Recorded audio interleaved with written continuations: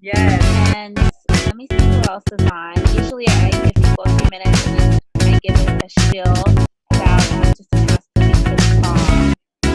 But I don't know if you guys have to research anything by time. Maybe a few minutes. Fair.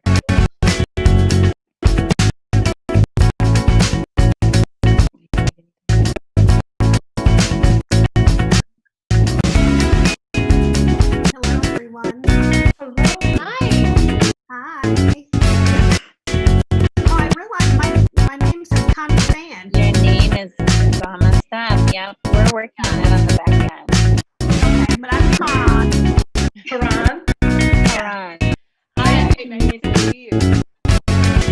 These ladies as well. And I'm Alicia from Baron's team. Hi, Alicia. Hi. And Latasha, we have a friend in common. Who is that? Buchanan. Who? Nicole Buchanan. Or maybe That name sounds so familiar. I'm trying to think. she said I don't know, maybe she's from Chicago. She lives here now, works at Pandora. Yes. Yeah.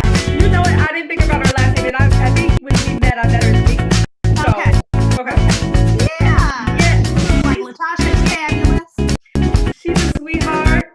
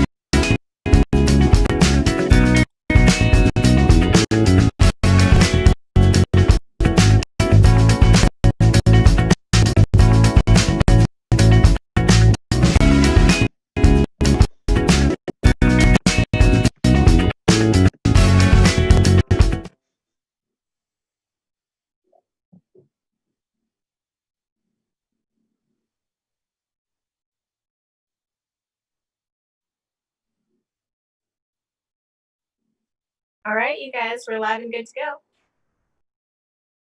All right, hey y'all, welcome to the Big Town Hall. Where is our Hollywood breaking down barriers for people of color in media? And this is part one. I'm Brooke Thomas. Thanks for allowing me to help, I guess, direct traffic here today. But I want to just jump right in and introduce the people you really want to hear from. First up, Latasha Gillespie, Executive Head of Diversity, Equity, and Inclusion at Amazon Studios. Dion Taylor, Director, Producer, Screenwriter at Hidden Empire Film Group. Nina Yang Bon Jovi, Producing Partner at Significant Productions. Karan Brown, SVP Client Partnerships at Fullscreen. And of course, Baron Davis, founder of Slick, Big, and former two-time NBA All-Star. Woo! Thank you all. Get some credits in there. Get some credits in there. But I think, okay, so just to start, I want just to throw out an open kind of question. Anybody feel free to jump in, because I think it's a better way to introduce yourself than just your title. So if you want to start maybe by breaking down how in your day-to-day you're working towards bringing more diversity and in media and representation. I'll start. This is Latasha, and since actually this is my day-to-day job, actually, so I'm actively involved on a daily basis in terms of bringing in pitches to meet different folks in our organization. My team and I are actively consulting with the TV team, the movies team, the marketing team, and all the other teams on making sure that we are working with the right agencies, that we're trying to get narratives right, that we're bringing in the right consultants when need be, and also that we're just trying to make connections with people in the industry to make sure we know the talent that's out there, because we know it's not a pipeline problem. There's plenty of talented people out there in the industry. And I will follow up there and say that in my day-to-day, I work with brands to make sure that we being people of color, are part of the conversation, part of the consideration set when it's not a diversity call, right? Why should we be part of the consideration set only when they're asking for people of a certain color? I want to normalize us just being part of the conversation. Yeah.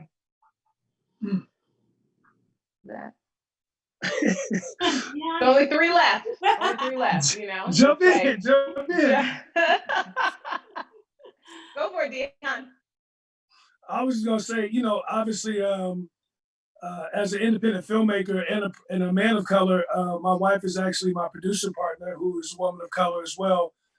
We've pretty much cut our teeth on diversity. Just because it was extremely hard for us to actually get into the industry, we had to basically learn how to actually make our own way and build our own way in terms of film, entertainment, television, creating our own content, financing our own content. So one of the things that we've been doing over the last couple of years, almost like the last 7 or 8 years, is we basically going back into communities to tap people that look like us that have no experience, because we are self-taught as a filmmaker. She's self-taught as a producer. We've actually been able to think right now, to date, we've gotten around 1,600 people in the union, either working in the grip department or camera department or loaders. We've also given a whole bunch of people opportunities to produce on film that would never have got the opportunity. And I think it's really important, because one of the biggest things, and I mean, I'm sure Baron would testify to this, I came from Gary, Indiana, playing basketball, and I never thought about film. Like, I never even thought that was an outlet for someone like myself. No one I know was in the film industry. Obviously people rap and entertain and do all that, but you never think like, damn, I could be a director or a writer.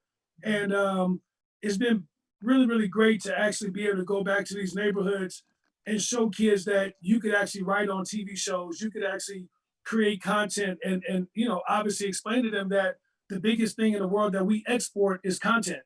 And anyway, so our diversity issue or diversity platform is very alive and active. And we've recently had an opportunity to sit with Latasha a couple of times and see what we need to do to actually bring some stuff over there to them. We waiting for our deal. It's on the way. But no, it's great. And here's the thing. it's even better now. Now that everything has been highlighted and magnified, and we're out here, like one of the biggest things that we need to do is make sure we understand that these kids and these young adults, we need you. We need we need those stories. We need them more than now. We need them more than ever. So, anyways, that's our hidden empire.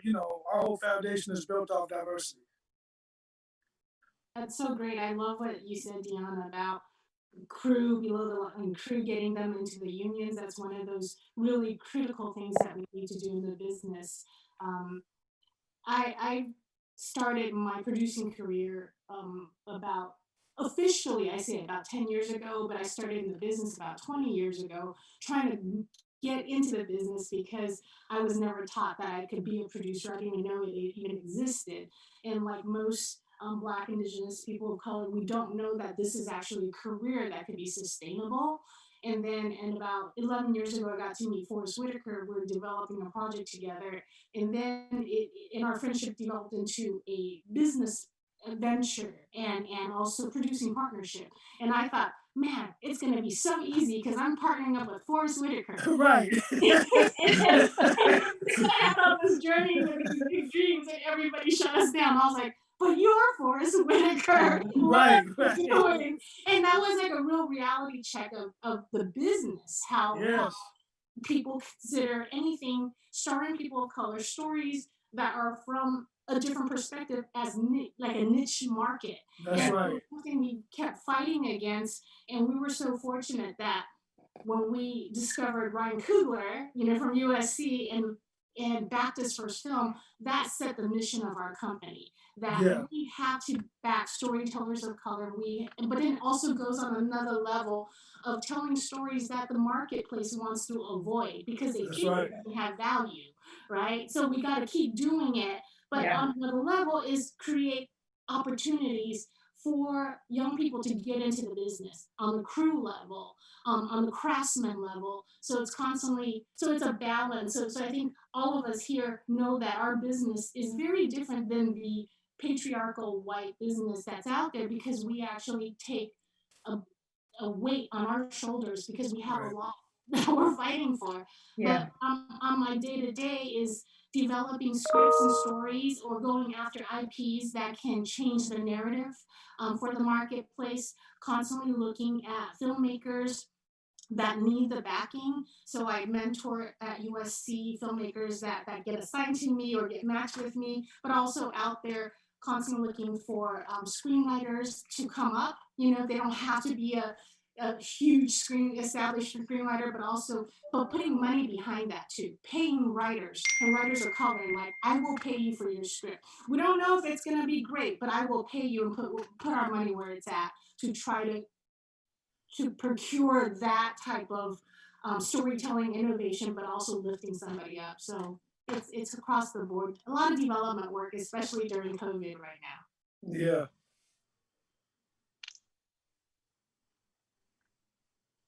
You on mute. There you For me, I run business inside the game, and I build business inside the game as a platform for athletes, entrepreneurs, screenwriters, C-suites, right, to have the opportunity to talk about topics like this, but also to figure out where can we create an ecosystem where we can solve solutions, right? And so when you look at just the power of this group right here, it's an incredible opportunity to get like-minded people together that are all fighting the same probable cause.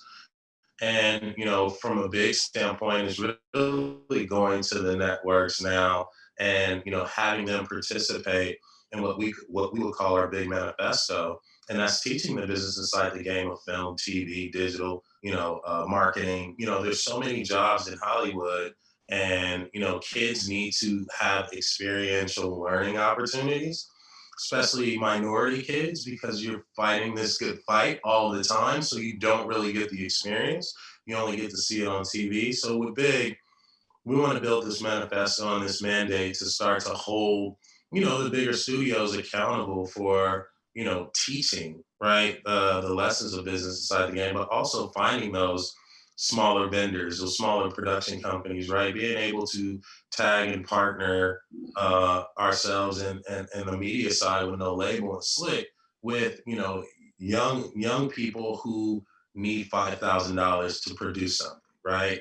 And so we're not looking at, this whole greater picture of Hollywood without thinking about the macro to the micro economics and how everybody can, be beneficial in the ecosystem. So that's kind of like my role. I don't have a deal. I'm a creator. I wish I had a deal, Latasha. I'm going Listen, All day. listen, he knows I rock with him and I love what he's creating. And, and what's so powerful about what he's doing is, again, like, you shouldn't put people in a box. Yeah, he was a two-time All-Star, but like, I'm in love with Black Santa. I'm in love with WTF. I'm in love with a lot of the stuff that his camp is producing.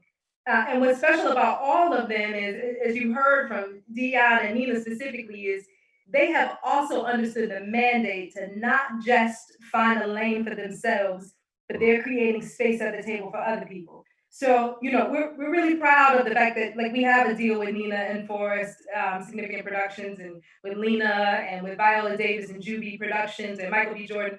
But what's so important is when those folks bring their ecosystem to the table too, because then it makes space for those writers to get a shot on the show. It makes space for those young directors to get a chance to direct an episode that wouldn't happen if you all didn't exist.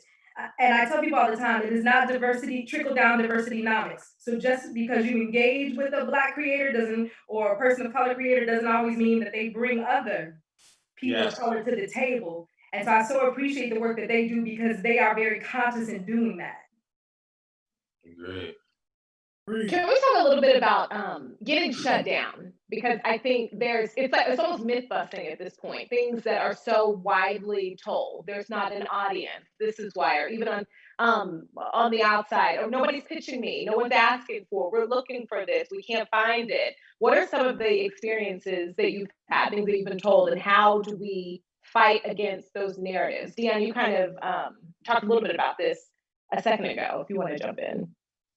Yeah, I mean, look, the only reason that I'm actually on set right now, we're shooting a movie right now, and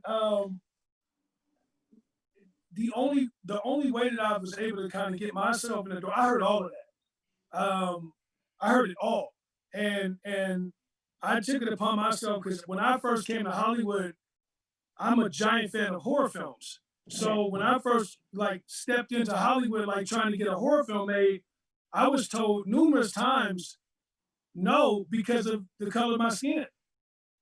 Because we don't make horror films, right? And I could not distinctly point to another Black filmmaker that made successful horror films. So it goes back to what you just said, which is I don't think there's an audience for that, right? And here we are, 15 years later, we get out, right?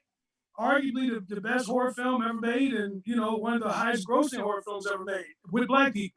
And anyway, so that set us on a completely different train track than so many other people. We actually built our company, Hidden Empire, outside of Hollywood. Everything that we have done has been outside of the normal Hollywood system completely. The Intruder, independently done. Traffic, independently done. Meet the Blacks, independently done and released and put out theatrically by ourselves. So we never even tapped into the system because we were told no so many times. And it was a little bit unique for me being completely a different type of filmmaker because to date, I am the only Black filmmaker that jumps genres. In other words, I make horror, which is Intruder and Chain Letter and things of that nature. I make comedies, which is Meet the Blacks. I do dramas, which is Black and Blue. So when I come in, I'm very diverse, and that is very foreign to Hollywood, right? Normally, you make a certain type of film, and that's what you do. And I told Hollywood a long time ago, well, there's a guy named Steven Spielberg that made Jaws and The Color Purple, and no one told him he couldn't do either of those.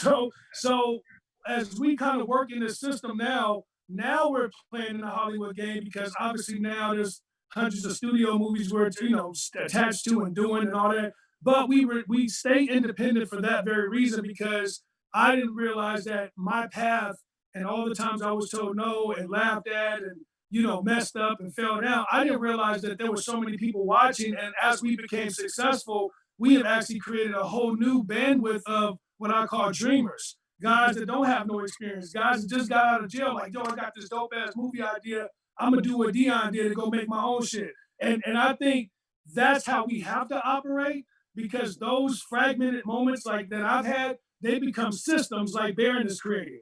In other words, you are creating something that you're making your own wave. Yeah. And even today, as we sit here with watching like the stuff that's going on with Nick Cannon, obviously it is a very tough situation he's in with anti-Semitic statements and him feeling the way he feels. But the reality is Nick Cannon should have already been his own network. Right. Right? Like, I mean, he doesn't need any platform. He created Wild and Out. He has his own talk show, he has his own podcast, but we don't understand that we can actually do that and opt out of these systems and be that much more powerful. So that's what I say. I would like to piggyback off of Dion because, Dion is somebody that I've been watching his trajectory, right? So as an independent creator, producer, writer, and now director, it's like, as much as I know people in Hollywood, as much as I went to school with them, you know what I mean? My kids go to school, it's still a no, right? Which is wild, right? I have Black Santa, you know what I mean? I have Black Santa, and just thinking about me going in and telling them the power of a superhero, of a Black man that's on time, that's jolly, that's that's friendly, breaking gifts. It's like they didn't get it, and they were like, "Well, how does it live throughout the year?" And I'm like, "Well, how does Santa Claus live throughout the year, right?" And what's his origin story? I'm like, what's Santa Claus' origin story, right? And so when you start thinking about just, like with Dion, it was like, I'm just gonna keep knocking against the walls until I find either the right person in Hollywood that believes, right, or the right people or community of people that are like-minded that we can still go out and operate. Because Hollywood, I always say, Hollywood is made up of nothing. It can be commoditized, right? You cannot invest in it, right? So it's like, you can't measure the volatility. And so you can actually go and create your own Hollywood, case in point, Dion, case in point, Nina, right? Or you can be a disruptor and a builder of Hollywood, case in point, Latasha, case in point, Quran, right? And so, Hollywood is really fragmented industries and big brands with banks and distribution. And so for me, it was like, let me look at that. And now let me go make a movie, and then let me follow Dion's path, and like let me use that to make another movie and another movie. And I think you have to, more so for the people out there, you gotta just keep beating against the wall, and you kind of keep finding your path, whether it's straight, direct, to the side. Don't be afraid to like believe in your stuff and to push your things through. Absolutely. And that's why I think a panel like this one is so important, because in order to really run this play, we all have to be playing different positions. Yeah. If we all try to play the same position, we are not going to make any progress. And to tie it back to something Nina said earlier about Forrest Whitaker, Forrest Whitaker's name should mean something. But if we're not in those rooms, we are allowing them to put value on our heroes. Mm-hmm. No, it's crazy, like what Brooke was saying, like the no's, right? We got every no when it came to Fruitvale Station. And I mean, people were like, first time director from Oakland, African American young man, stories too depressing, every excuse across town. And I was just like, we gotta make this. So I called my friends in Asia. I'm like, I need money. I'm like, I never asked you guys for anything, but I need money. So my Asian friends came in to invest in it. So after Fruitvale, we're like, oh my God, we made it. We now know what to do. We go to try to make dope, pitched it around town. Everybody said no. Once again, I had to go back to my friends in Asia and say, I need to do the second film, but please trust me. And they did. And we just hit it out of the park. And then, but the struggle didn't stop. Same struggle with Roxanne. Everybody told us no one wants to watch a young black girl's story. I mean, it's crazy. And and and then come to Boots Riley, who shopped his script for 10 years, and I'm like, wow, he's a revolutionary filmmaker. And people will be like, well, he's a rapper, and he's older. He's at the time 45, and I'm just like, this is crazy. And we once again had to raise independent money to make that film to prove a point. And that wasn't that long ago, you know? Yeah. So. And the funny thing is, white Hollywood doesn't have a problem telling a depressing story about us. So, it's amazing to me that then when you want to tell it, then there's no money. And it's even counterintuitive to the research. So I was blown away. Annenberg Institute and Reframe did a study just recently where they looked at the top 100 grossing films every year for like the last 17 years. And when you normalize the films by marketing budget, production budget, distribution geography, time of year it was distributed by about 12 different factors, the movies who starred Black or people of color leads and people of color cast, predominantly people of color cast, outperform the other movies domestically and internationally.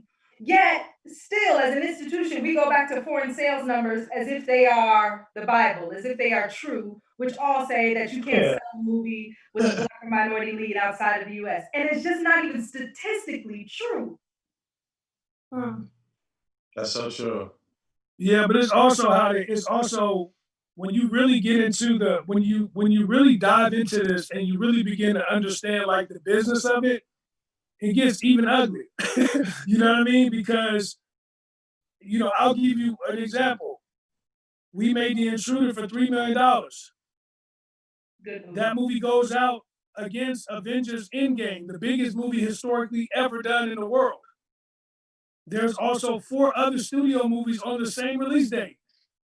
We opened number 2 in the world with a $3 million film. It goes on to stay number 2 against Endgame for 6 weeks. Meanwhile, was beating every movie that they put out, possibly. And I mean, Charlize Theron, Seth Rogen, whatever the hell they threw at that film, it would beat it, right? Almost got to $40 million in the box office. When we got ready to do our international sales, right? Now, remember, there are lesser horror films that make at least $5 to $10 million foreign. Our movie was only sold to certain markets. That movie only made $1 million foreign. Why is that?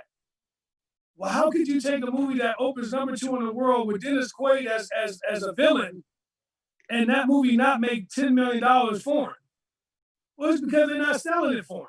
Because they're not shopping it for them, because they're not doing the trailers, because they're not doing all the stuff that they do for all the other films. Yep. So when you get into a situation like that, this is all about the learning process. Yeah. So now what do you have to do as a filmmaker and as a business, because you're learning on your feet? Now you got to understand, okay, now when I make my movie, instead of me giving you worldwide rights, you can only have domestic rights, and I'm gonna sell my movie form by myself because I know how to go into the marketplace and do my thing. But here's going back to Boots Riley and everybody else that we were just talking about.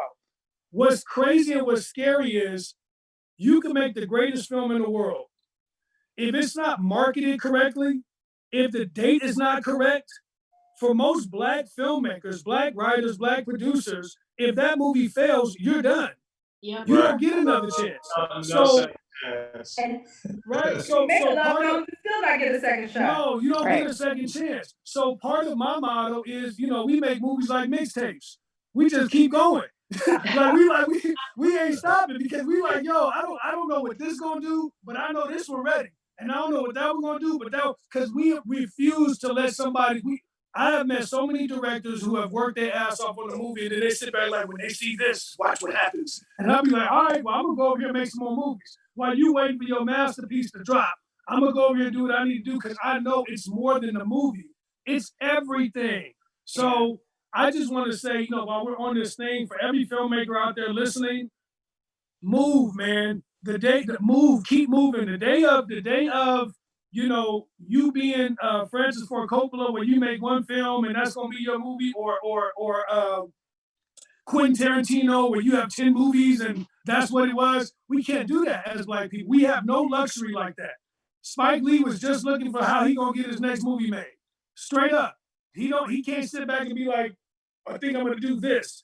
No, he had to go to Amazon to get Chirac made. He had to go to Netflix after the Oscar to get that made. Like, we have to just keep moving until we break the doors down and we can be in a situation where Ryan Coogler or whomever that is can really sit back and be like, now my next movie's gonna be this.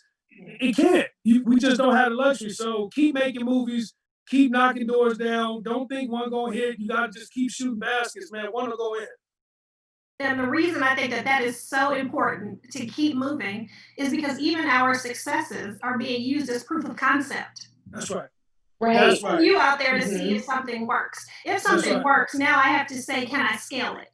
And That's if I right. can scale it, I don't necessarily need you. Because what America has shown is that really there's not a problem with Black culture. I think you did say earlier, Dion, that one of our biggest exports is content.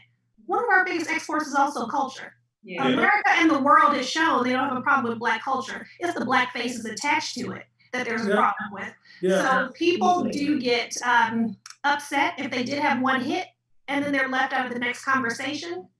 And so we have to temper the successes and the failures. You have to keep moving. You have to define your own success and become undeniable. Right. Yeah. Yeah. Yeah. So we have an audience question. We have a couple of them actually, so I'm going to throw a couple out to you. Dr. Venus Reese is asking, is there a space for older artists who are starting later in their lives? And if so, how do mature people enter? Well, I would say I just directed a movie, and Lou Beatty was, my lead character. Older African American, accomplished actor, come from the Motown days, the Motown block. We also did an independent film called Senior Love Triangle. So, it's dope too. I love it. It's fire. It's fire. It deals with a lot of like mental health issues, former vets. But I think for us with Slick and No Label is to really create like no Slick creates the asset and the proof of concept. No Label is looking at how do we serve these people. Like my movie I just made, Domino.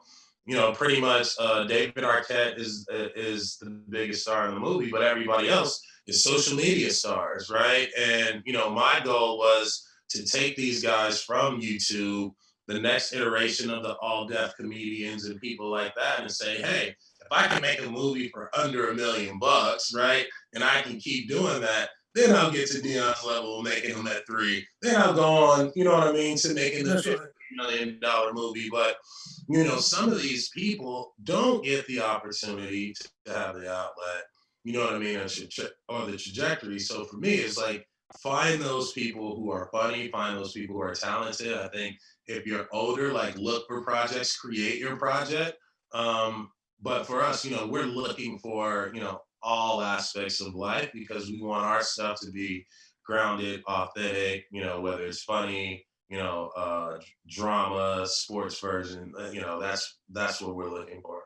Yeah. I mean, just earlier when I was talking about Boots Riley, when I met him, he's already in his 40s. Today he's 49. And he recently, I think maybe 6 months ago, tweeted out something going, I wish I had more time to make all the movies I want to make because he feels that he got into the business late. And I'm like, man, no, you could keep doing it. It was the perfect timing for him to have all that life experience, not only as a musician, rapper, but an activist, that he was able to create this film at that moment in his mid 40s, where for him to launch it. So I don't think it's late. I think that a lot of it comes from life experience, especially for people of color. It's life experience. And your first film that you're going to write or direct, it could be your own experience that only you can write it and you can produce it and direct it and find great teams to collaborate with. I always say this is a team sport. Yeah. Can't produce one movie by myself. I need a collective team of talented individuals who have the same vision. So it's about building your team around you. And then you grow with that team. And it could be your team could be all people in their 40s or 50s. It's not too late because only you can tell these stories. And we're so specialized in that. I agree with everything Nina said. I'm gonna plus one that the one thing I would encourage though is as you're building that team, like build diversity in that team. I tell people all the time, my best mentors are under 30. I learned so much from people under 30 that is, it's not funny. They think a completely different way than I do. They have a completely different perspective, and I'm constantly challenged. They used to just get on my nerves, right? And then I stopped. I was like, just live a little, and then you'll understand. And then I stopped to actually listen to what they were saying, and their perspective is so helpful, especially if you're trying to break into the entertainment industry. How young people consume content, how they think about content is a lot different than folks my age and older. So build that team, as Nina said, and make sure you have some folks on there that are under 30 that will teach you some things. Yeah, I learned that myself too because I have nephews who say, "Hey, Nina, when you make a movie about high school or college people, make sure we read it because we know when it's from old people like you." They can tell. I think the older you're better. I think the old soul is priceless in Hollywood. Yeah. Boots, I've only met him once, but I would tell him the greatest filmmakers do their greatest work between 50 and 70 years old, when you're a real director. So when you start thinking about Scorsese, when you start thinking about Clint Eastwood, for Coppola, when you really pull it back, Stanley Kubrick, you hit your stride when you're older, because what ultimately happens is you understand life, and life has happened. And most actors that are great actually are old souls. That's why they're great, because you have to have experiences in order to be a great actor or a great director. You got to be able to draw from something when you're directing a film, or have an energy towards something. Ryan Coogler was great for Black Panther because he's from Oakland, right? Like he understood it's in his DNA. He know what the struggle is. He was able to communicate with Michael B. Jordan to get that performance because he lived it, right? So same with Fruitvale. When I get on the set of something like Black and Blue, I know what the streets feel like. I know what it is. I know what the energy is with Black versus cops. So those are experiences that you have, and as you get older, I would tell anybody that's trying to get into this space. My mom at 60 years old was like, "I'm gonna be a movie star," and I'm like, "Mom, you gonna go sit your ass down." And my mom ended up being in two of Tyler Perry's movies, and Great. 60, 60, and ended up starring in one of his movies, Medea Goes to Jail, which is his biggest movie to date. And I'm just saying, man, like, you can never stop dreaming. You can never stop reinventing yourself. The biggest lie that they told us is that we can't be what we dream of. Mm-hmm. Right? So part of the energy that we all need to have on this call and going forward is, and to share with minorities, share with Black people.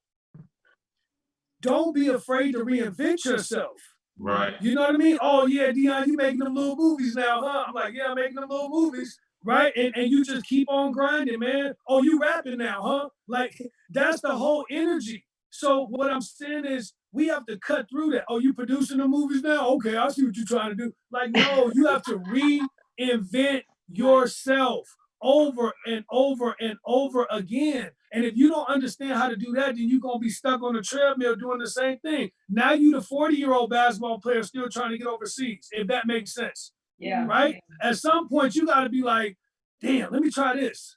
You know what I mean? We have to be adventurous, man. And I'll leave you guys with this, and I'm gonna shut up because I love these topics. When and this is something you guys should read. As African Americans, when we were little, this is all a slave mentality, what I'm telling you guys about. When you were little, your mom, when you go to a grocery store, your mom would say, stand right here, don't move, don't go nowhere. You move, I'm gonna pop you. Right? So you stand in line like you ain't moving, you ain't doing nothing. Meanwhile, you look around and it's a white kid tearing up the aisles, grabbing stuff, bringing it back, shoes, dirty, climbing on stuff. Well, he's learning to explore. Yeah. He's learning to search. He's learning to look. He's learning to take a chance. We're sitting there And we have been trained to just stay there and don't move, don't be adventurous. And Yeah. that all comes from Oh, a slave true. mentality. So part of this moment that I'm telling you guys about, which is don't be afraid to reinvent yourself. I'm telling you to let your mom's hand go and run down the aisle and look at the candy colors. Right? And that's really what it's about. So yeah, man, we in it now. We all gotta keep moving. Yeah, yeah, it was a slave mentality and a safety, and at some point a Mhm. safety mentality, right? Because Yep, the store owner, for our parents, that store owner was not going to overlook a Yeah. that's right. black child That's right. running in the store, That's right? right. But you're right. We have to some degree cuffed our children, Yeah. That's right. not understanding to think big and dream. And I was telling my son, I don't want to hear about your safety plan. I want to hear about your crazy, ridiculous think big plan. That's Yeah. right. I mean, and I think for me, it's just you got to use that, right? Use that as your spear, use that as your ammunition when you're going out there because, there are no dreams that, are too big, right? There are no ideas that are too big because if you're chasing your dreams, you're going to learn more and more and more and more and more about yourself. You're going to extend your capacity, right? You're going to meet the people who can inspire you and help you learn. And so I agree with you, Dion. Like I was a kid that, like I was going to explore, right? And I tell my kids, I let my kids roam. You know what I mean? This is their Yep. planet. And for us, as Black people, we've always been having to be extra buttoned up, right? Yep. Overly prepared, right? You know what I mean? And Yep. and so with that, like we haven't been renegade enough to say, you know what? Let's be more like this. Let's be more independent, right?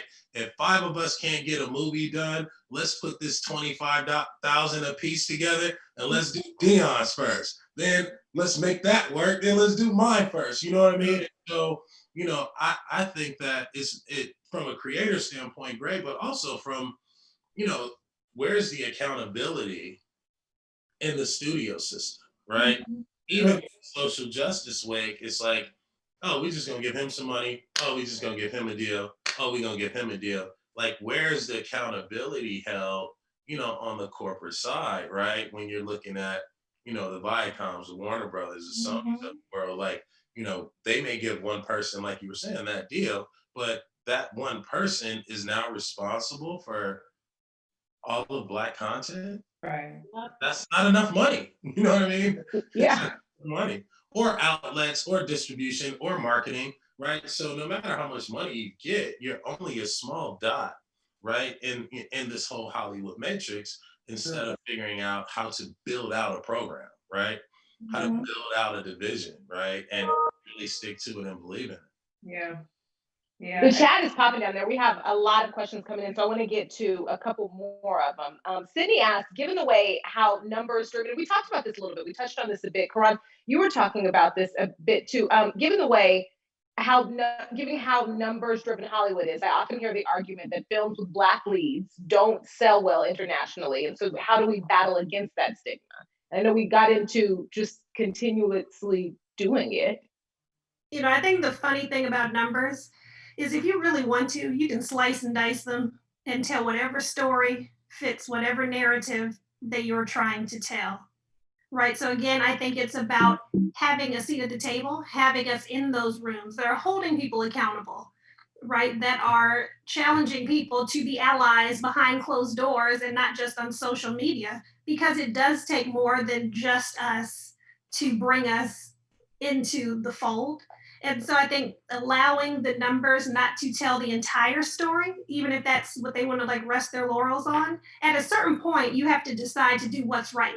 And you have to show me what your belief of what is right is. Right. And I do feel like this time is different. But that goes back to the point I was making earlier about the study. It's not even true. The Right. numbers that they're referring to are not even accurate. Yeah, Yeah. they are accurate if you just look at domestic and international rent. If you just look at the box office numbers, yeah. But you have to take into account how much production budget did that film get compared to its counterpart? How much marketing budget did that film get compared to its counterpart? What was the distribution window? Did it play in China? Because that makes a difference. All those factors that determine the success of a film is far beyond the quality of the film or even who stars in it. And so that's what that study is debunking, that myth that people of color don't sell well overseas. If they have a level playing field, they actually outperform the other ones. Absolutely. So you want to make money, make the movie and give it the support it needs. Yeah, those numbers and data is actually quite biased. And so Get Out proved that wrong. But when Get Out proves that wrong in Asia, for example, they're like, oh, it's an anomaly. And that's the problem, is the excuses that come out when something succeeds. Yeah. But it's a old subscription of old mentality of thinking foreign sales. And these guys who do foreign sales all subscribe to this notion at the same time, and they don't want to pay for the films that we produce and create, because if they pay as little as possible and they profit, and we don't have the data on that. And Right. that's so crazy. But when it came to Roxanne, every single person, every buyer that came through and said, there's no value, there's no value. Finally, Netflix said, we'll buy it. And then we really pushed them hard when they released it. The weekend of March 23rd, 2018, we go, can you give us the data, please? Like, we begged and really pushed boundaries there. And they said, yes, you guys were #1 in the world. And I was like, what? Opening weekend, Roxanne #1 in the world? They go, yeah. I go, what territories? And they started naming Asian territory, European territories, South American territories. That was so mind-blowing. So everything that people were lying to us about was just false, you know? Yeah. I'm sorry. I was just gonna say it's terrible, man. And everybody listening, I keep saying it. Look, I lived overseas for 3 years. When I tell you they more hip hop than you, Man, okay? When I tell you I'm in Germany and they rapping Jay-Z more than you, and wearing your clothes and wearing your culture and putting rims on their car. So when I got into the film business, I knew what it was. They're just simply not marketing the movie to them, because she just told you they'd rather give you a $8 million movie, make a bunch of money over here and not push it over there. Look, why is it that Bad Boys works overseas? Why does Get Out work overseas? Yeah. Right? You could name all the movies that they want to push and you'll see. But if I'm constantly giving you Tom Cruise since you was a little boy, Brad Pitt since you was a little boy, right? Charlize Theron since she was a little girl. Those are stars. So now anything they do gonna work over there. But we're not doing the same thing for the black stars overseas. Yeah, I want to piggyback off that, just because, like, just looking at through the lens of sports, right? Like, when I think international, I see multicultural people, sports, you know what I mean? And so there's black, there's hip hop. And I'm like, yo, you're telling me, like, a documentary we made for the Drew, they were like, yo, we can't sell it, in France, nobody wants it. And then I go to the French street ball tournament, and they're like, yo, we want to be like the Drew. And there's 20,000 people there. I know it's 20,000 people there that have similar interests, right? Yeah. I know that there are 450 million basketball fans alone in China. And I know that basketball is the second largest sport in India and growing, right? That's so right. That I can't make a basketball movie, right? Or a basketball movie won't work. You don't know my audience, right? Right. A discrimination on us, right, as filmmakers, not deploying that, but it's also a discrimination to the international audience by saying, you don't know black people. Asian people only know Asian people. You guys aren't, like, there's no culture, right? And there's no culture of Hollywood, not even in Netflix, not even in the bigger ecosystem, that we can say, yo, every week we like going to the movies, right? Like, so we are gonna see Charlize Theron, we are gonna see Brad Pitt, we're gonna see Intruder, right? We're gonna see Get Out, right? We want to see it. And when we do see the Get Outs, the Intruders, right? When Roxanne drops or Bad Boy 3, it's an event for us. Yeah. Because ain't nobody serving our needs. That's right. Right? That's right. Yeah, and Baron and I have a mutual friend named Stefan Marbury, and we just Oh dropped yeah, a doc called A Kid from Coney Island, and we're yeah. so proud of it because it's a black kid from Coney Island with a Yep. statue in China, right? He's like Yep. being That was, loved. I've been that watching was a it. great doc, by the way. It Yeah. was really Yeah. good. Very well done. Yeah. Yeah. 5 years in the making, yeah. But once again, it was so tough to sell. It was so tough to sell. What Baron said, people were like, "Who's gonna watch this?" I'm like, "What are you talking about? This is a multicultural story that crosses oceans." But that challenge of it's because it stars a black man. You Absolutely. Yeah. know, Hey, well, that's why we finna This stop guy's selling. going. This That's guy's why we went finna and stop selling. explored, right? It's not. It's not even like, thinking about marketing.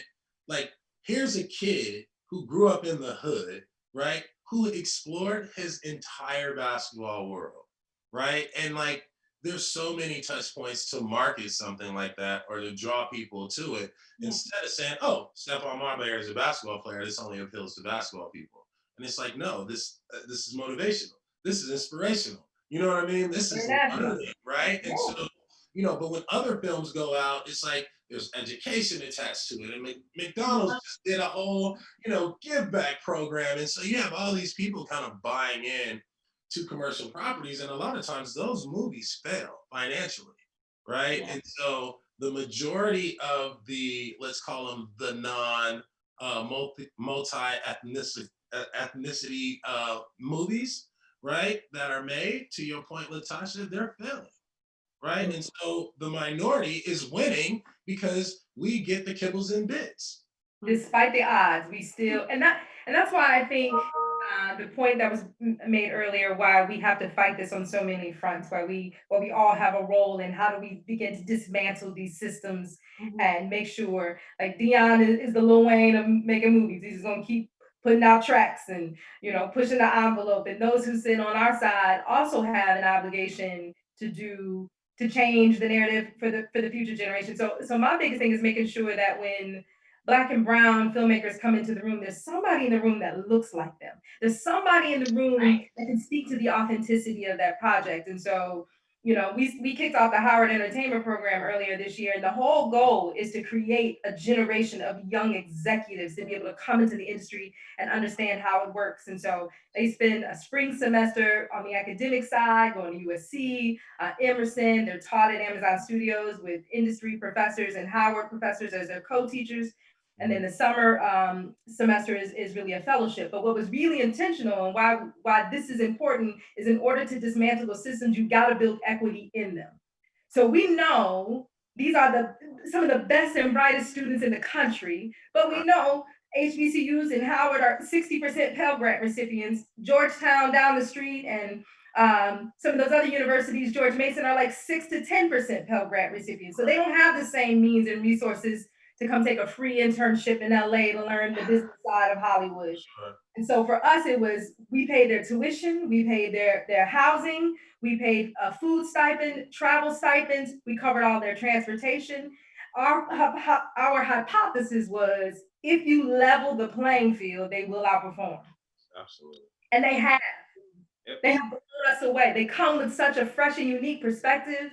They're smart, they're talented. COVID-19 didn't stop them. We had to send them home when everything, got hot and heavy. They're working online, virtually, showing up, delivering capstone projects, and still killing it. But we need to create more opportunities, not just for pipelines and access, but we got to do it with equity, not just at that college level, but at the Nina level, right? At the Baron level, at the Dion level. How do we make sure we do more of that and building an ecosystem so that talented filmmakers like all of you can be successful and get your projects out there?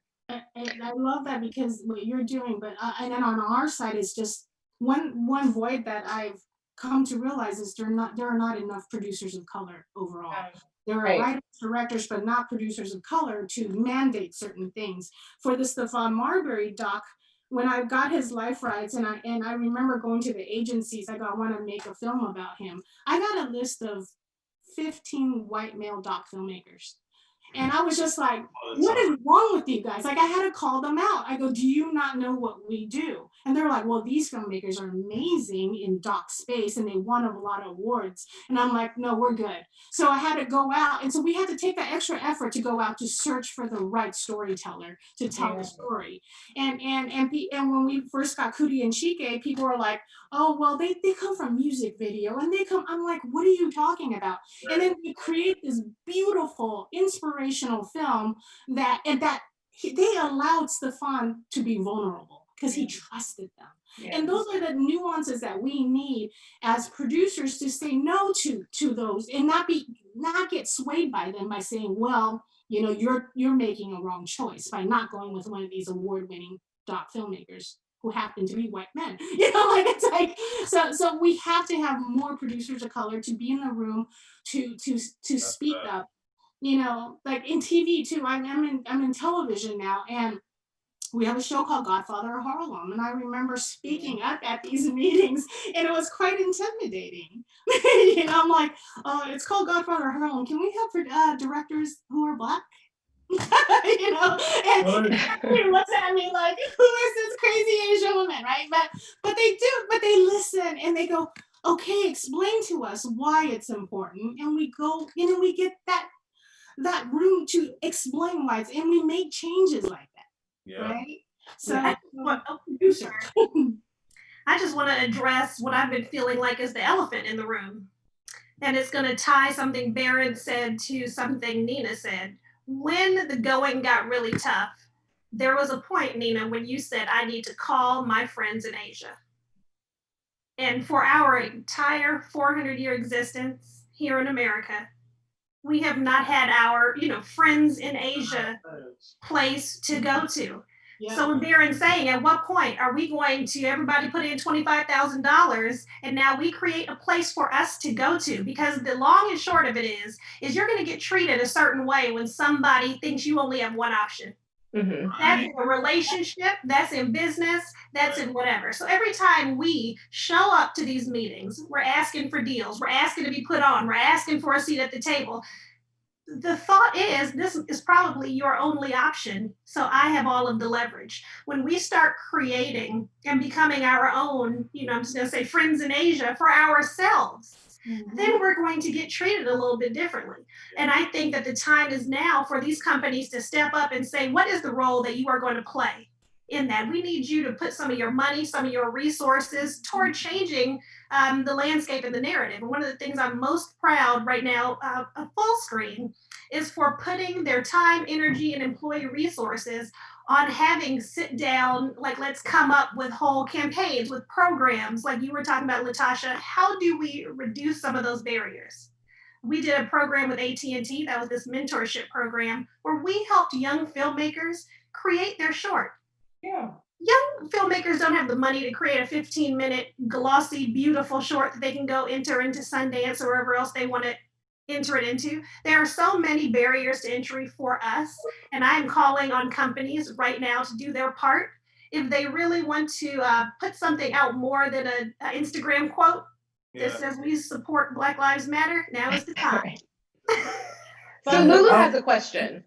She Oh. says her name is Lulu Valencia. I'm a screenwriter. I'm curious as to your suggestions on getting repped. Agents won't rep you unless you have TV or film credits. TV doesn't want to give you an opportunity unless you have an agent. Hollywood says they want people of color. Any ideas on getting repped? I think that's a question I see, at least like online, a lot in all aspects of this industry, how hard it is to get an opportunity unless you've had an opportunity. Even actors and actresses, Black actors and actresses, talk about the problems in hair and makeup trailers and how traumatizing that is. And I've talked to Black stylists out here in LA who want to be there and help fix those problems, but they can't get there because they don't have the credit. So, you know, it's all across the board. Yeah. Can I just say something to that last question? Because I really wanted to say, I just want to speak to what we just talked about a moment ago. You know, when we were talking about calling our friends in Asia, and I just wanted to say this, man, because it's important that we hear it. We don't have any friends. And that's what makes it very hard for us in this industry. But at the same time, what I think we're discussing right now, and I'm so happy to be a part of this, is the ones that get on, we need to have some real conversations with them because they don't put nobody else on. Right. And that's a real conversation for another time. But the reality is when the door get opened up and you get that shot to produce your own TV show, you are now allowing them to manipulate you and tell you who you hire and what you do, and you're not looking out for the next man.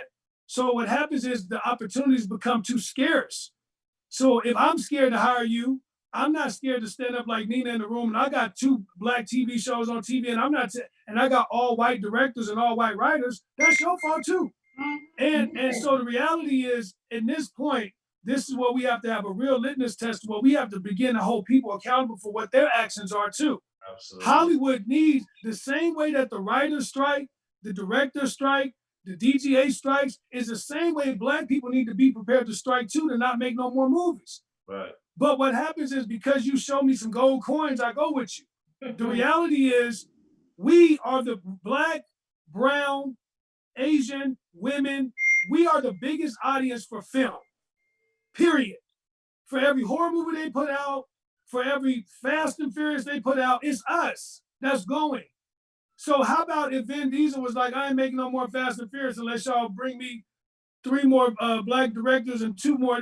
This is what I'm, and if not, we all gonna go sit down.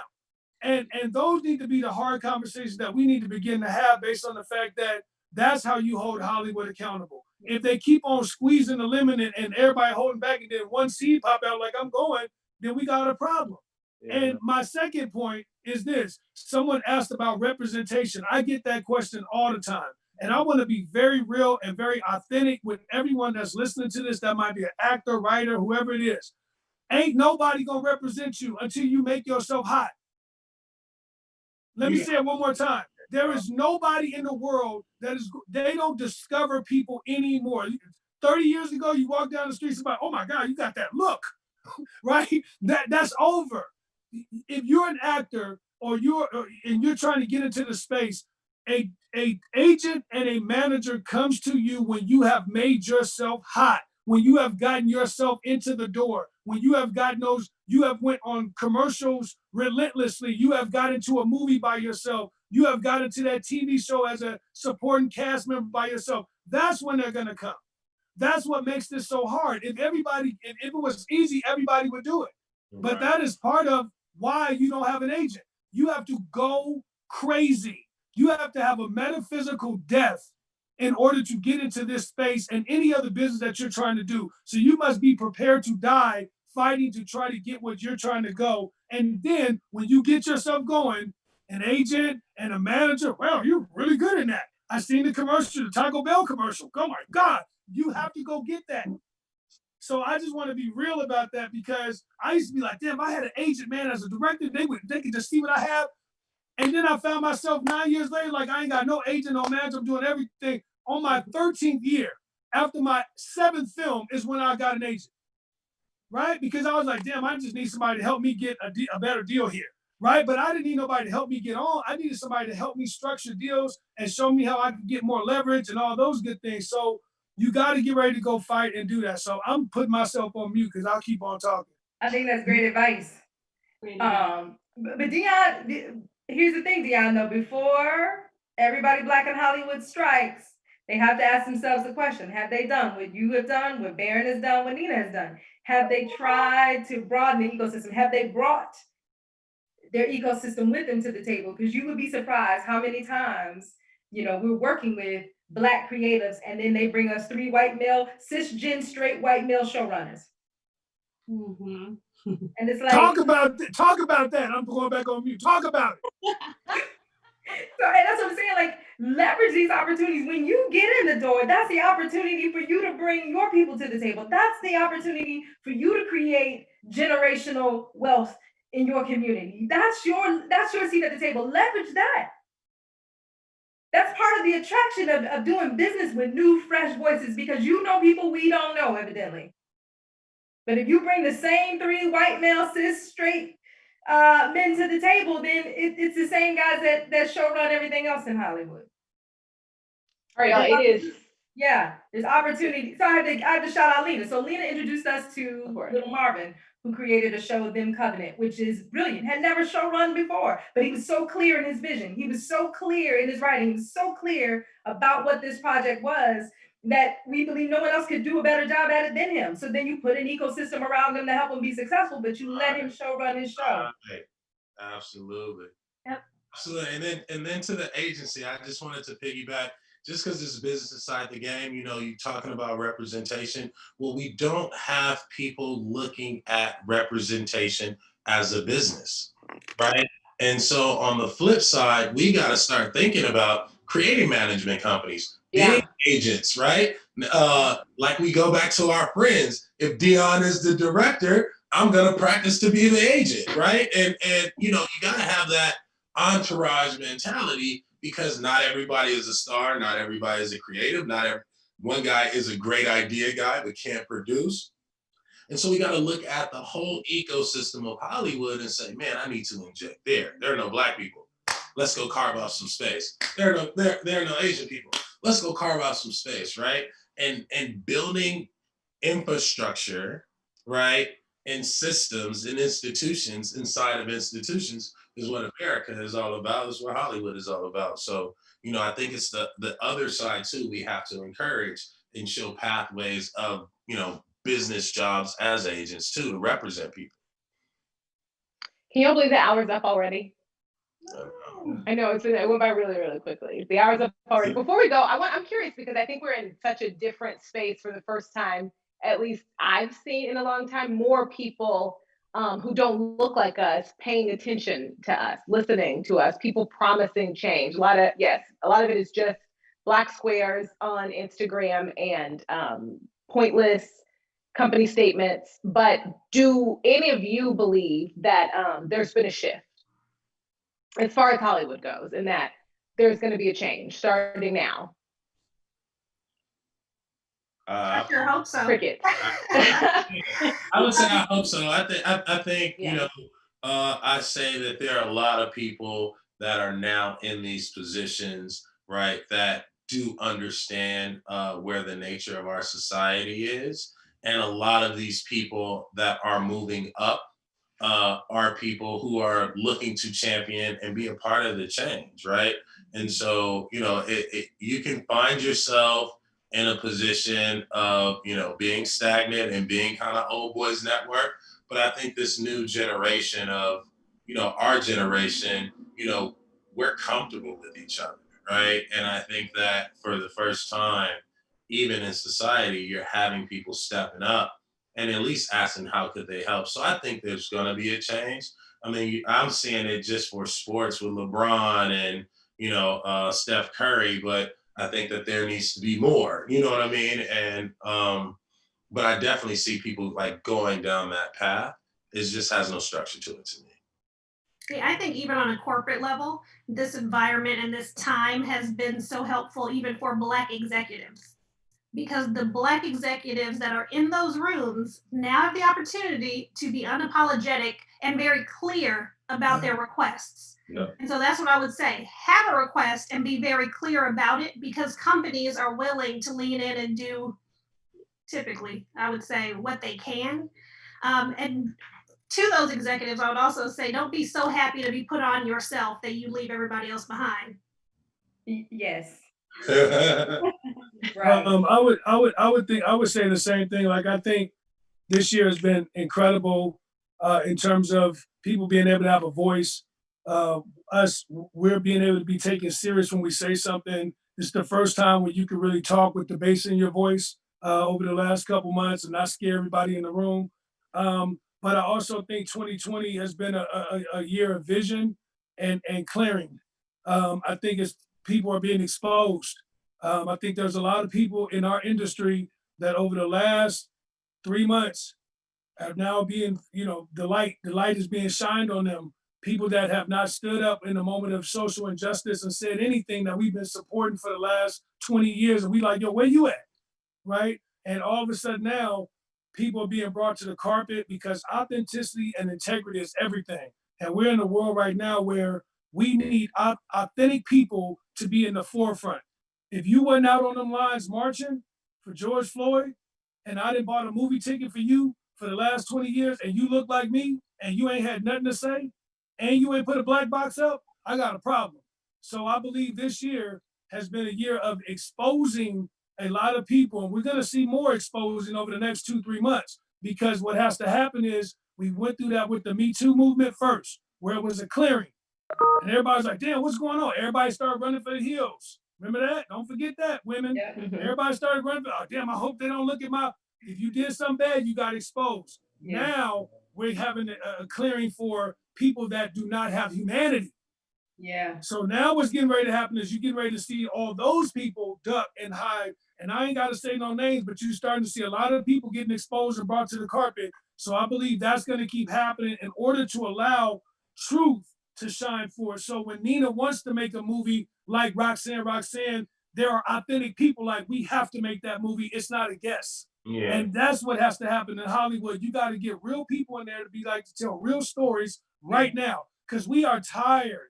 We are tired of James Brown being made with all a white director and all white writers. We are tired, right? So we want to go back before Harriet. We want Shaka Zulu. We want to know who we are. We want to start turning over those stones so we can really see our real history. So in order to get to those worlds, where's our Troy? Right? Where's our Gladiator?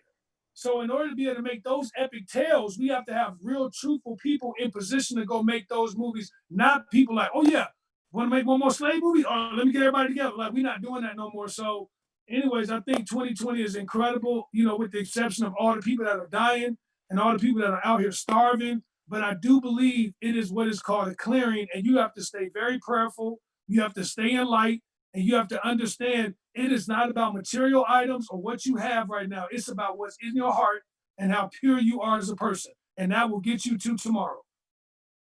Yeah, well said. I think I hate that it came at the cost of murdering Black bodies for us to get here, but I too believe that we're at a real place of change for all the reasons that they said. I'm also really proud of how Black people and brown people have banded together with a clarity about demanding structural change, not performative change. And I'm also glad to see that our white allies have started having conversations, white people talking to white people, because people of color have been talking to white people for a long time, and that has not changed anything. But until white people start talking to white people in rooms that we're not in about structural change, about us, about inappropriate comments, about all those systems that need dismantling. And I believe those conversations have started happening, and that's why I'm hopeful about the change. Yeah, same here. Well, thank you all for having me. Once again, before we go, I just want to say, That's awesome. I host a podcast, and it's a little different than this. It's called Controlling Our Narrative, and I have a news background, a journalism background, and it's just essentially about giving Black people who look like me, all the seats at the table to talk about how everything going on around us in our world affects us, because we see often so much. There is a huge shift, and so much affects us, but you don't get to see us just discussing it as normal. Our perspectives are different, but they matter. And the podcast just treats it as such, because in news, I'm so often been the only person who looks like me in the room. No decision makers who look like me. No, not much of a perspective coming from people who look like me. And so my podcast is on all platforms. If you all would like to check it out, I would really appreciate that. And thank you so much for letting me host this and have this conversation with you all. Thank you. Great job, Brooke. You guys. Thank you, Brooke. Thank you. Good job. Great.